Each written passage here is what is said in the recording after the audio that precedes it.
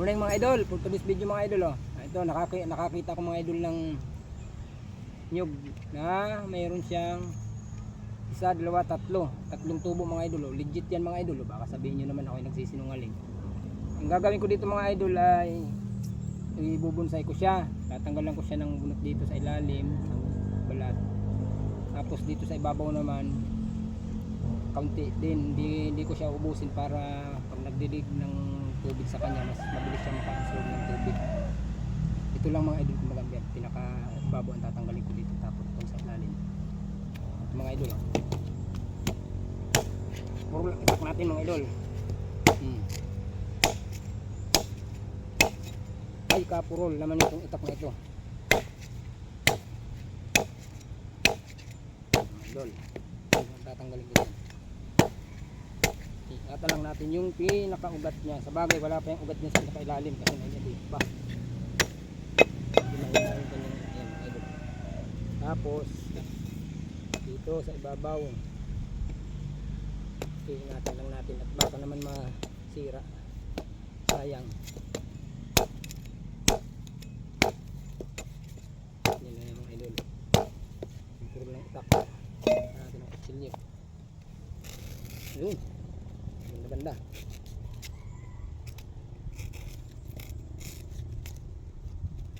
Yan.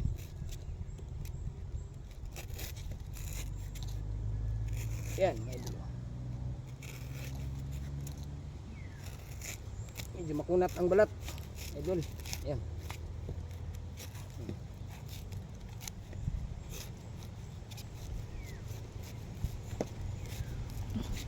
Yan, yan lang. Masira yung ugat niya.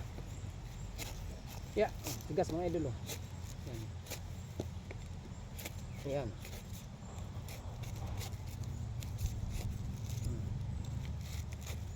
Higop muna tayo mga idol ng kape.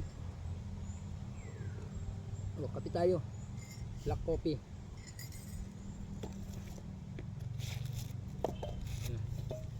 Hindi ka na masugat yung ano. Kailangan maingatan kasi itong mga idol kaya dinadandahan ko kasi pag yan nasugat wala na, lalo na hindi magkakaigi yan.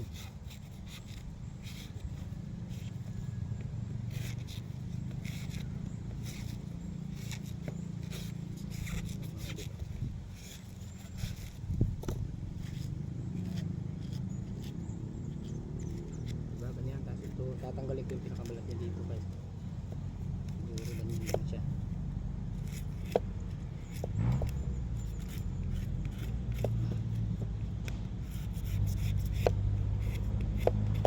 Natin kung mapapaganda ba natin mga idol. Tapos pag maganda na di papakita ko ulit sa inyo.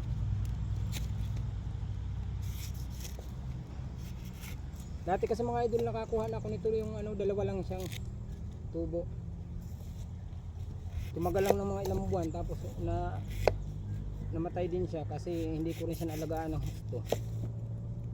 Ito titestingin ko ulit kung magkakaigi ito.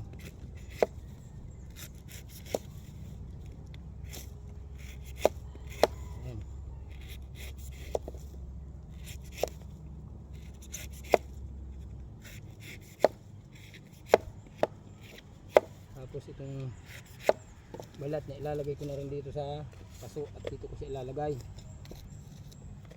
para pag nabulok siya di pataba pa din siya dito.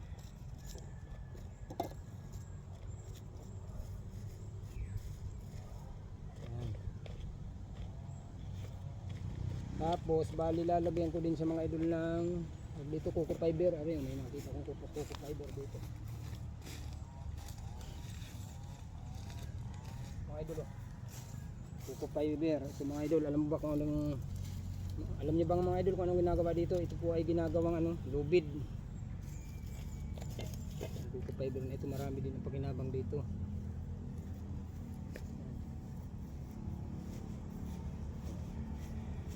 Tapos maski hindi ko na muna siya lagyan ng ano, lupa, ganyan lang muna siya. Balit ko yan dyan.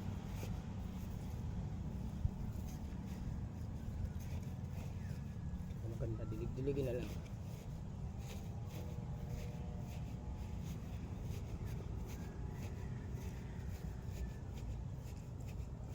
mga idol, maraming salamat sa panonood mga idol, at kung nagustuhan nyo ang aking video, paki-like and share naman po mga idol. Maraming salamat and bye bye. Ingat po ang bawat isa.